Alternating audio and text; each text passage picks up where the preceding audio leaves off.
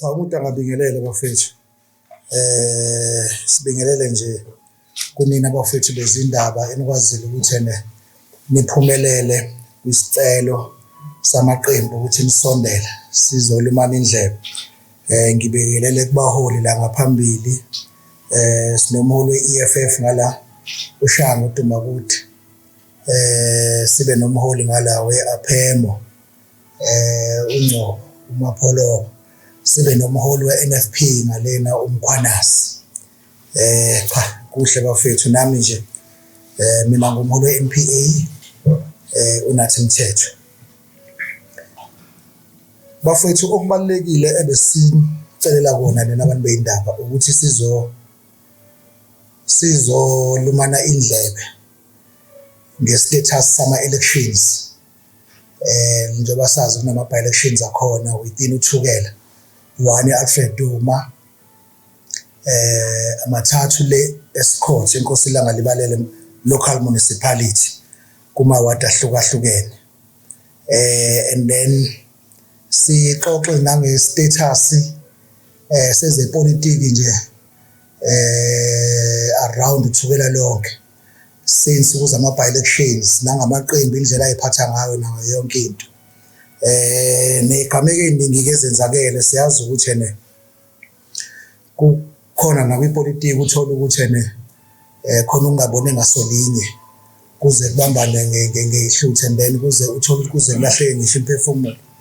Kodwa ke sizoxoxa nje si-unpack yonke into injongo yale meeting le esihlangane kuyona yabezindaba ukuxoxisana nomphakathi. Njengamaqembu akhona ngaphakathi oThukela simelelekile kuMaspala laba abahlukahlukene. Sikhona uThukela simelelekile futhi Alfred Duma isenkosi langa libalele naso Khahlamba. Lamaqembu ala ngaphambili nje amelelekile kubo bonke labo Maspala. So awushuthi nesabantu impela abafanele ukuxoxa ngendaba ezingaphansi kwasoThukela. Bafethu isimo sezepolitiki asikho sihle oThukela. Ngegamekeni ezenzakalayo uzokhumbula ukuthi uma sihlehla kancane kuke kwaba khona isigameko esenzakale la uNEC wakakhokha kade bize i-meeting yokuhlalisa laphana i-special meeting oThukela esasicelwe amakhansela. Sizokhumbula isigameko esenzeke laphana ukuthi kwenzekile ukuthi enye yamaqembu iNkatha Freedom Party ifake enkantolo isicelo sokuthi umiswe lo yamhlangano ofishi inkantolo yabachitha. Isibachithile inkantolo base bebona ukuthi no ake babize amalunga abo kubezoyimisa ke manje inkantolo sebeyimisa ngendlela engekho emthethweni. Ngoba uzokhumbula ukuthi nemasabaholi kufanele ngaso sonke isikhathi ukusebenzisana nokuhlonipha nje inhlaka zonke zikahulumeni kufanele kube into esihlonipha kakhulu. So ke uzokhumbula ukuthi abaholi babiza nje amalunga abo ukuzophazamisa le mhlangano okwagcina sekunodlame because into eyenzeka laphana kwashawa ngisho kunephoyisa elashawa laphana umphathi wamaphoyisa eshawa amalunga ayo ilokhoze iNkatha Freedom Party. Nami ngaba nebhadi ngomunye wabantu abathola ukushawa laphana ngishaywa wona amalunga eNkatha including nabaholi bayiNkatha namakhansela eNkatha. Ikutshela ukuthini ke leyo nto? Ikutshela ukuthi akukho ukubekezelelana kwezepolitiki njengamanje. Asazi noma amaphapha phezulu noma excitement noma ukungahloniphani noma ungafuni ukubekezelelana. Thina ke siyibone leyo nto njengento uma singayivimbi izokwanda futhi ukwanda kwayo izongenelela ekutheni uthola ukuthi awusakwazi ukugqoka iskipa seqembu lakho lithandayo ukhululeke emphakathini ngoba uthola ukuthi abaholi ibona aba-instigator ukuthi ama-members abo abe nodlame kube khona ukushayana kwezepolitiki. Esiyibona ke leyo nto thina ke iyicala elikhulu ngendlela esiyibona ngayo ngoba awukwazi uku-instigator i-violence. Siyathuka nje futhi nokubona ukuthi cha kuze kube yimanje abakaboshwa even naye uCokta akakabavuleli amacala ngoba abantu ababelapha abaholi okufana nomeya. Yabona nje kwakhona umeya wase-Scott eNkosilanga Libalele, umeya wase-Alfred Duma, umeya wase-uThukela no-speaker babo bonke babekhona, bese kuwamakhansela wonke asothukele e-IFP ayekhona as much aye-invite-iwe njengathi as amakhansela ahlala uThukela, but bona inhloso yabo kwakuyinhloso yokuthi bazophazamisa loya mhlangano owawubizwa MEC ngoyibona babevale ivenue eyayihlelele ukuthi kuhlale i-meeting. So siyayibona ke leyo nto ukuthi cha inenhlense engeyinhle futhi ezolidela ekutheni ama-members agcine engasabhekani kahle. Yabona uma ubheka iqembu le-ANC uyimember ye-IFP ungaze ufise nokumshaya umuntu e-ANC, uma ubheka i-NPA ufise nokumshaya kanjalo ne-APEMO ne-NFP ne-EFF, uthi ukuthi akusabekezelelwana ngenxa yesimo sokuthi abaholi ibona abagqugquzela ukuthi isimo sezepolitiki singabi sihle. Sithuke-ke nje nokuthi sithole ukuthi njengoba kwakushawe umphathi wamaphoyisa, siyayibuza ukuthi amaphoyisa yini engakathathu action ethathele ama-members e-IFP, more special abaholi ukuyibona ababebize ama-members ukuthi azophazamisa umhlangano, futhi okuyibona ababehlohla abalandeli ukuthi badale udlame. Kwakuphethwe zonke iy'nhlobo zey'khali lapha, kwakukhona ibhamu, kukhona ocelemba, kukhona iy'nduku. So uyabona ukuthi kushuthi kwakusempini, kwakuziwe nje empini, kwakushiwo kwathiwa okungcono kungalinyazwa abantu kunokuthi uqhubeke loya mhlangano. Esikubona-ke kuyinto-ke engekho yinhle ekufanele senze ngayo wonke indlela njengabaholi, njengabaqembu ezepolitiki, singayivumi.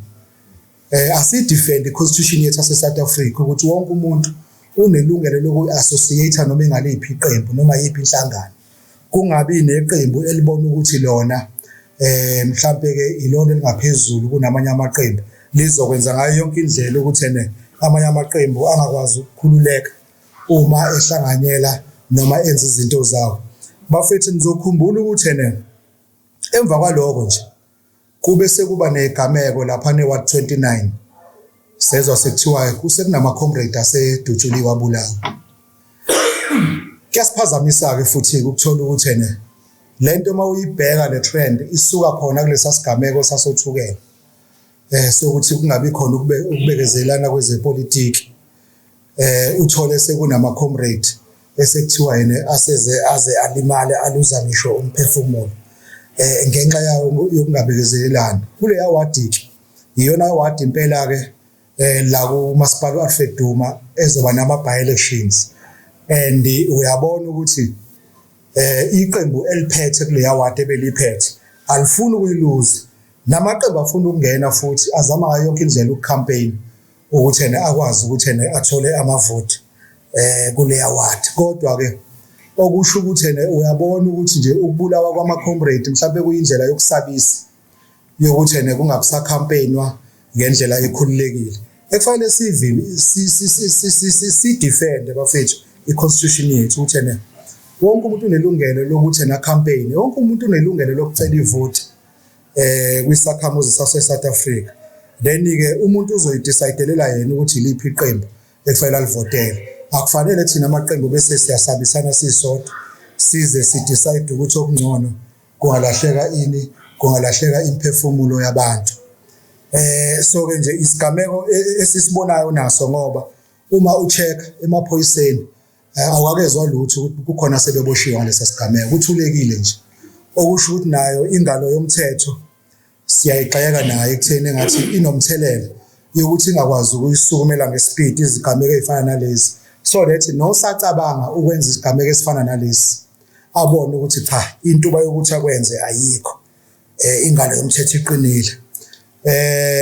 Sizokhumbula futhi bafethu ukuthi sisakhuluma ngakho ukungabekezelelani nje kwezepolitiki.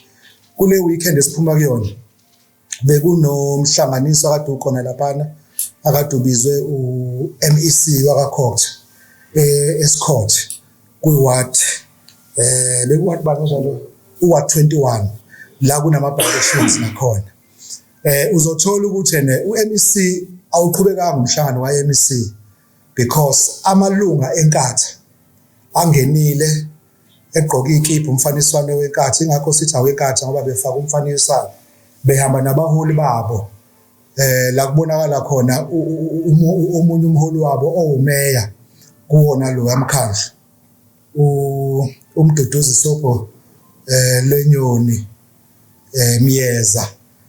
Sibone sekuyena ke ngathi uyena obesephethe lo yamhlangano ese-addressa amalunga enkatha emva kokuthi sebexoshe wonke umuntu obephakathi kulela tende. So ke into esiyibonayo ukuthi okusho ukuthi ukubekezelelana kwezepolitiki sekuyaqala manje kuthatha enye direction ukuthi akusekho esimeni esingathi si-health kwezepolitiki, more especially nje bakucampaign nokubekezelelana. Kusithuseke kakhulu uma sibona abaholi kube yibona abagqugquzelela ukuthi kube nodlame besebenzisa abalandeli babo. Esifisayo ukuthi ingalo yomthetho ikwazi ukuthi ingenelele ngoba asikwazi ukubekezelela abaholi abagqugquzela udlame. Engabe senza ngayo yonke indlela ukuthi udlame lingabe bikho ngoba uma sekunodlame sekulimala abantu sekuphuma umphefumulo kuzoba nenkinga. Kuyolibala abazali laphana, kuyolibala abantu abaningi nabanye abaholi abazolimala othola ukuthi mhlawumbe banomthelelo omuhle emphakathini. So into thina kufanele senze sure ukuthi asivumi silwa ngayo yonke indlela futhi sinxenxe nohulumeni ukuthi abe nendlela yokusondela kule sifunda sethu sasothukela ezokwazi ukuthi asilekelele athumela amaphoyisa ukuze kuzoba khona ukubekezelelana abantu abaphula umthetho bezokwazi ukuthi babhekane nengalo yomthetho baboshwe. So izona igameko esibonayo zonke lezo ukuthi cha kukhona ukudraga kweinyawo esayidini lamaphoyisa nakuhulumeni ngoba fanele ngaba sekhona ama results apositive ukuthi sekukhona abantu asebeboshiwe bezobhekana nokwenza lokhu esikhala ngako ukuthi akufanele kwenzeke ngoba kuzobuyisa lento ekuthiwa political violence KwaZulu-Natal. Siphuma kwisigameko esimbi masikhumbula kahle la okwaze kwathiwa akekho umuntu ovunyelwe ukugqoka iskipa seqembu lakhe alithandayo ngesizathu sokuthi osopolitiki babebulalana nsuku zonke baze bahlasele ngisho emakhaya, kungene ekhaya kuze kubulawe ngisho izingane ezincane ezingazili utho ngepolitiki, ezinye izisanda ukuzalwa uthola ukuthi abantu mase behlasele babulale yonke into ngenxa yayo i-political violence. So if sekunamaqembu abuyisa i-political violence sithi ugovernment akangenelele, more especially uma kunama-video kuney'thombe la kutshengisa khona abaholi begqugquzela abaholi babo ukuthi bakwazi ukushaya abanye abaholi noma amanye amamemba awamanye amaqembu. Sithi uhulumeni angenelele ngokukhulu ukushesha ake nje lawo baholi babhekane nengalo yomthetho baboshwe so that whoever ofisa ukwenza isigameko esifana nalesi kungeke kusenzeke. So ke kuyisifiso ke sethu-ke futhi at the same time ukuthi sikwazi ukuwavula amacala ngoba siyabona ukuthi mhlawumbe enye into ingoba nathi thina abaholi bamanye amaqembu siyahluleka ukusondela emaphoyiseni sikwazi ukumpimpa ngoba uma uyovula icala usuku yompimpa sikwazi ukubampimpa abaholi abagqugquzela udlame emphakathini. So ke ngiyacabanga ukuthi sikhona-ke isidingo sokuthi sikwazi nathi ukuthi siyebampimpa emaphoyiseni bese kuba amaphoyisa ezokwazi ukuthi angenelele ngoba kwesinye isikhathi bazotshela abakwazi ukubopha i-case ingavuliwe. So ke sinesifiso-ke sokuthi siwavule ama-case sibavulelela abaholi ngoba siyabazi ngamagama namavidiyo futhi ayabaveze bekhona kulawo masini. So ke okusho ukuthi umsebenzi wamaphoyisa uzokwenzeka ube lula ukubathatha labo baholi bayobhekana nengalo yomthetho. Ngicela ukunikeza abaholi bamaqembu njengoba sonke siphelele la simelelekile ngaphansi kwaMaspala lo waseThukela Alfred Duma langa libalele nasoKhahlamba baphefumule nabo babeka bangakubeka. Baholi ngicela uqala ngawe Duma kodwa. Asibonge sibonge inyamboza sibingelele ke ozakwethu kwanazi mapoloko kanye nozakwethu ke abaqhamuka indaba kwinqobeko FM. No, unyamboza useyindlalile indaba okuningi usekuchazile, kodwa ke umuntu uzofisa nje ukusho ukuthi njengeqembu le-EFF si concerned kakhulu ngendlela into yokubekezelelana ngokwezepolitiki, and lokho into siyayibuka ukuthi sekuphenduka kuba ukhondolo, sokuba into ejwayelekayo ukuthi iqembu lenkatha Freedom of Party uma uhlangene noma kunemhlangano livamisile ukuthi lenze izinto ezikhombisa ungakuhloniphi umthetho ne-constitution. Sizothatha nje nokunye okwenzakalayo even emkhandlweni makuhleliwe la ukuyibone khona ukuthi iyabulldozer ifuna ukwenza imithetho engekho engabhaliwe phansi, iphikise izinto ezibhalwe phansi ezi-legislated ngenxa yokuthi isebenzisa okuningi. Kuma nama-incidents la sibona khona amakhansela, mhlawumbe uthi amaqembu epolitiki amanye ayi-opposition awasaliqedi i-council meeting ngenxa yayo leyo nto leyo yokuthi i-IFP iyabulldozer, and even indlela eyiphatha ngayo kwesinye isikhathi iphoqe ukuthi imhlangano ayihlale ku-Zoom. Uma ngabe amakhansela ezama ukuphakamisa izandla kulo mhlangano iya-Zoom, iphinde futhi yona iba-ignore noma umuntu memnikezile ithuba mewukuthi usefuna ukwenza i-follow up noma uzama ukuveza ukuthi ufisa ukukhuluma bese bemkhipha ngaphandle kwe-system angabisaba ingxenye yomhlangano. So ziningi izinto esizibukayo eziqhamuka ngaseqhambini lenkatha. Siphinde sibone ukuthi uma kunjoba ebalulile unyamboza udaba lase civic hall la sabona khona igameko ezazinodlame ezazokwenza ukuthi kulimale abantu abaningi, kodwa sabasibonanga noma sizwanga iqembu lenkatha likukhuza lo mhlola we-violence ngoba sabona kwaze kwashaya nje nephoyisa including nayo unyamboza wagcina elimala kusona leso sigameko leso. Sasibuzwanga i-statement ubuholi benkatha bukhuza. Namanje-ke ngiyafisa ukuveza lokhu ukuthi kusiphethe kabi i-incident eyenzeke eWard 21 eWinene la sibone khona ey'nkundleni zokuxhumana kujijelwana khona ngey'hlalo phakathi kwamalunga enkatha namalunga e-ANC. Lokhu sikubuke njengento embi nanento engawuhloniphi, ikhombisa ukuthi uhulumeni akahlonishwa ngoba lo mcimbi umcimbi kahulumeni okade open for wonke zonke izakhamizi, kodwa uma ngabe kukhona abanganeme ngako abalandeli benkatha sibone bejikela ihlalo phakathi kukhona nabantu abadala, lokho sikubukile nje kuyinto embi. Kodwa ke ngiyafisa ukugcizelela ukuthi phakathi kwalo iqembu lenkatha naye ANC siyafisa ukuthi izame ukucontrola abalunga awo kanye nabalandeli babo ekuthenini ey'ntweni ey'kanjalo emcimbini abazama ukuyiphatha kahle, kube khona ukubekezelelana ngoba womabili namaqembu emva kwalesi sigameko asakezwa ephawula ngaso noma ekhuza umhlolo ukuthi into eyenzakalile yimbi, iyicilo.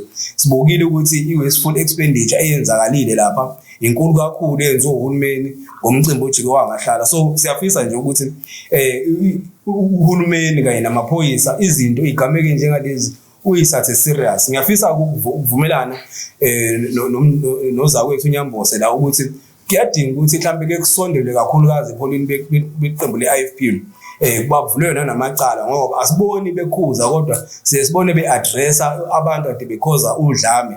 Leyo nto ke ikhombisa ukuthi udlame lungasuka kalula uma ngabe impumela even yokhetho esibheke kulula ngomhla 28 June lungabavuni. So lokho kwenza ukuthi sibe nayo i-concern in terms of i-security ne-safety yawo wonke umuntu ozobe ekhona lapho. Kodwa siyafisa ukuthi mhlawumbe nangomhla 28 June amaphoyisa aphume ngobuningi bawo ukubheka isimo sokhetho even ney'nsuku ey'landelayo lapho sibheke ezokuphepha ngoba kubukeka singekho into esingathi i-stability in terms of ukulebezelana. Ngiyabonga, ngicela ukuthi mhlawumbe zindlulisele kwabanye ozakwethu babuye babeke nabo ngendlela abangabeka ngayo. Siyabonga.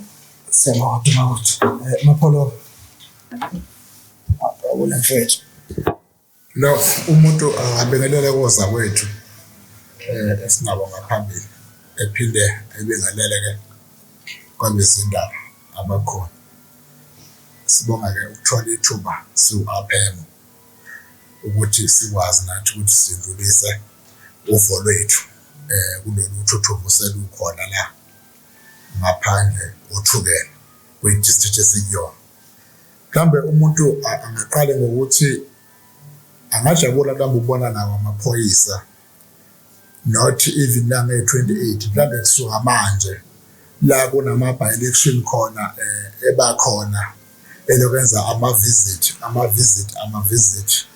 ngoba kuyabonakalisa ukuthi njengoba seze kwaphuma imphefumulo iphuma likafika ukhetho okukhomba ukuthi-ke ezokuphepha-ke sekufuneka zisiqale ziqede kusemanje ngoba sasisonke phela sibona nalapha eholi la kwafuneka ukuthi khona ukhotho ehlalisa umhlangano ongabe yimpumelelo labo umthetho kababe khona sabona sebedideke njengathi nje ngoba kwakufanele ukuthi abantu mhlawumbe bengasondela la kufuneka ukuthi ehlale khona umhlangano ngoba yayisephumile imiqhafazo ngayizolo eshoyo ukuthi hayi abaphume ngobuningi wonke umuntu ongakhona nje ukuthi egeze ikhona i-transport izomusa lapha lokwakuwrongi-ke nawo kwahlelwa iqembu lenkatha ngoba akwazi ukuthi emhlanganweni kahulumeni udinga amakhansela wodwa bese-ke ugqugquzela amalungu omphakathi ukuthi awaye khona eyokhanda umbhiyozo lapha ebangumsindo ukuthi emva kwaloko futhi uphinde ungezwakali ukuthi uyakhuza nakhona laphaya elanga libalele esakubona sesikubona lapha kumavidiyo ngoba umuntu wayengekho akubanga kuhle nako ukuthi ubone sekujijilana ngey'tulo phakanyiselana imimoya kukhishwana abese kubonakala futhi umholi omeya ebonakala sesala lapho e-address abantu ababefake izinto zenkatho ukukhombisa amalungu awo nakhona ungezwa ukuthi-ke ukhuza lo mhlola owenzakalayo so nathi-ke siqembu yaphemo siyafisa ukubona kuba khona ukubekezelelana kakhulu la emaqenjini ezepolitiki kuwo nje wonke ngoba phela uma-ke umuntu avotelwa akangaba nakuphatha ngobuningi uma kuvela into efana nama-by-election kufuneka uzivumbele isimo sokuthi ancintiswane ngoba upolitiki umdlalo womqondo nomdlalo wenombolo kodwa kufuneka uyidlala ngendlela eyiyona ukuze abantu bekwazi bekhululeke ngoba ugcina sewusaba phela nokuthi ugqugquzele amavolontiya ukuthi ake siphumeni siyosebenza ipolitiki la kule district yethu ngesimo sokuthi awazi ukuthi kuzokwenzakalani ngoba nasubona ngazi uma uyinyamazane noma uyini so-ke ngalawo magama-ke umuntu uyafisa ukuthi ungathi uma ufinyelela umlayezo ikakhulukazi eqenjini lenkatha okuyilona eliphethwe uMaspala kakhulu ebese nalo lathinteka liphume likhulume nabantu balo libakhuze ukuthi cha bakwethu ipolitiki manje seyaphathwa ngenkululeko akusekho ukuthi kufuneka kusebenza amandla okwenziwayo sekufuneka kube ukuthi umqondo nokukhulumisana nabantu bonke uma kungenzeka lokho-ke kule district yethu singajabula kakhulu ingakho sithe cha asiyikhulume le nto ukuze kuzobonakala ukuthi siyayibona ngoba uma kuwukuthi asiyikhuluma izinto ey'fana nalezi kugcina bese ngathi akwenzeki lutho all wrong noma olubi kanti uma sivela kanje siyikhuluma bazobona nabo ukuthi no okushuthi esikwenzayo ku-wrong bese bekwazi mhlawumbe ukuthi bebuyeke esimeni sokuthi nabo babe ama-leaders normally uma umuntu engenzi kahle eyilunga labo bemkhuze kanti futhi nabo bengaphumi begqugquzele ukuthi ayiphumani malunga ethu enihambe niyomosa lapha ngoba kungenzeka siluze amandla so ngalawo magama-ke nami ngi-aphemo ngithi siyafisa abafowethu ukuthi awudlule umlayezo wethu ebese kubonakala-ke konke kulunga basesimeni ukuze nama-by-election ehambe kahle ngoba sisafisa ukubona ukuthi kuphalale elinye igazi kule district yethu. Angibonge bafowethu. Ngena Ndongo. No umuntu akabonge Nyambosa Dumakude Mapholo nabezindaba bakhona. Cha okwethu njenge-NFP ufishane kakhulu. Ilento ethi sibuka sengathi i-district yasoThukela ibuyele emuva kule yanto yokuba uAlbadwa. Ibuyele emuva kule yanto yokubulalana kwezepolitics. So khumbula ukuthi sibuya esikhathini esinzima kangakanani. Kodwa ke iqiniso lithi mhlawumbe kuyofuna belunge bobabili laba i-ANC ne-IFP ngoba into esibuka kakhulu uma kuzobiza umcimbi kahulumeni ebese kufika abantu befaka izikipa ze-ANC lokho it's provoking kwamanye amaqembu ne-IFP uma izobiza imicimbi kahulumeni komasipala kufika abantu befake igibha ze-IFP, it's provoking kwamanye amaqembu. Umuntu akakusho umsakazi ukuthi indlela esibuka ngayo sibuka sengazathi kwaba wrong ukuthi IFP iwinela bomasipala because benza ngayo yonke indlela ukuthi ingabi khona idemocracy, benza ngayo yonke indlela ukuthi ingabi khona into ezohlala ixoxwe, kodwa yonke into ofuna ibe nesibhamu, ibe nempi phakathi. For example, thina njenge-NFP sinekhansela esilideploye kumasipala wase-Alfred Duma elingasathathi mandate kithina njenge-NFP, kodwa selithatha mandate kwe-IFP. Kusetshenziswa imali zabakhokhi bentela ukugada lelo khansela, linikwe imoto, linikwe accommodation ngemali yabakhokhi bentela base-Alfred Duma, kuthiwa kuyogadwa ikhansela elithunywe i-NFP kodwa eselisebenzela i-IFP. Leyo nto ke ikutshela ngokusobala ukuthi i-IFP ayinandaba ne-service delivery because kumanje siphuzile amanzi angcolile mawuthi empompini, abanye abantu abanawo amanzi sidaba, kodwa uzoxakeka mawubuka kuthiwa kunemicimbi, indlela okubhaswa ngayo abantu besiwa kuleyo mcimbi ithathwa phi leyo mali? Imali yabakhokhi bentela okufanele ngabe yenza idingo zabakhokhi bentela. Mhlawumbe ke sihleli la kule tafula namhlanje ukuzothi siyacela ukuphakamisa izandla ukuthi noma ngabe labaholi esikhuluma ngabo bazibona banamandla angakanani, ake babuye beze etafuleni lepolitiki basebenzisa ingqondo bangasebenzisa amandla. Izosixaka umsakazi lento ngoba kunemeya khona la esifundeni esibiza ngemeya insizwa. Uzoxakeka kupolitiki mangabe khona imeya ezothi njalo mina ngiyinsizwa le yade bekhuluma ngayo abafowethu, ukuthi njalo uma kunegameko zempi ikhona leyo meya leyo izosebenzisa umnsizwa bayo. Ngibuya ke ngize kulento yamaphoyisa, bakithi sisenkingeni enkulu because one kuyacaca ukuthi crime intelligence asinayo oThukela, because if besine crime intelligence bekufuneka before laba abantu abasuke bebhaswa befika kulezi ndawo abaya kuzo amaphoyisa ese-ready, amaphoyisa enza ama-stop and search because laba abantu basuke bephethe ibhamba, basuke bephethe zonke izinto ezingekho emthethweni, kodwa sikubona amaphoyisa ekwenza lokho. Amaphoyisa ethu afuna nawo ukuyoba ingxenye yenkinga, awakwazi ukuvimba inkinga njengoba sikhuluma. Njengoba ngikhuluma ngokuthi i-IFP indlela yenza ngayo, asazi kwalama security companies abagadayo ukuthi ingabe a-legit yini, kwalezi ibhamu ezibagadayo azizazi ukuthi si-legit yini, because asikho isibhamu esi-legit ne-security company legit la kuvele kukhitshwe khona isibhamu nje kungenakele lutho kuwumhlangano kamasipala ubona i-bodyguard selikhipha isibhamu. Iyakutshela lento ukuthi sisenkingeni engakanani. So siyafisa ukubanxenxa laba be-IFP ukuthi ababuye ingqondo yabo ayibuyele kwipolitiki.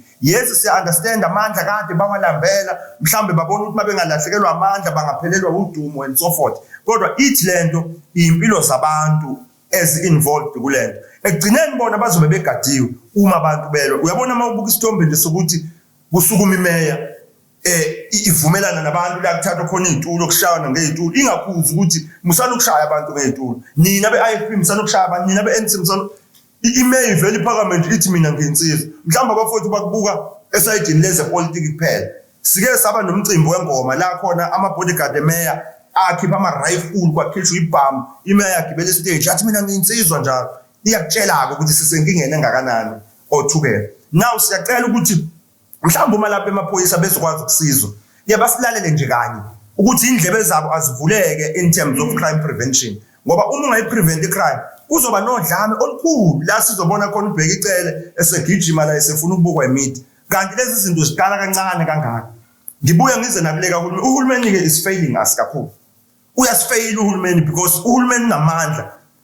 UCocta uyena umuntu ofanele ngabe urun ama-processes okulungisa labo masipala, but it seems as if uCocta naye ubuyele emuva, sazi noma babuye babe abangani somewhere noma kwenzakalani. No, into esishoyo ileyo bafowethu ukuthi siyacela abantu ababuyele kuma-sober senses, babuyele kwipolitiki eclean la khona wonke amaqembu ezokwazi ukuthi akhankase kuyekwe lento yokusetshenziswa imali zabakhokhi bentela ukwenza iy'nhloso ze-IFP. No, umuntu akabonge bafowethu. Asibonge ndoka. Cha bafethu sesiqeda nje kakhulukazi siyacela ukuthi ilokhuza abaholi be-IFP ake kufinyelele endlebeni zabo, ake bawabuke lama video asekhulethaya kuma social media. Sengisho abaholi abaphezulu impela ke kusuka kwi-province kuya kwi-national, ake bayibukele zegameko bese beyasondela bezothukela bezokhuza abaholi babo laba balocal ukuthi abayeke lento abangavuma ukuthi kubuye lento ekuthiwa i-political violence, because ukubuya kwaleyo nto ekuthiwa i-political violence kuningi okumbi okuzokwenzeka nokukhala okuzokwenzeka. So ke siyacela nje impela siyabancenga abaholi be-IFP ake basondele kubaholi babo, basondele kumphakathi obavotelile bazoyikhuza lento eyenziwa abaholi balocal. Siyabonga kakhulu.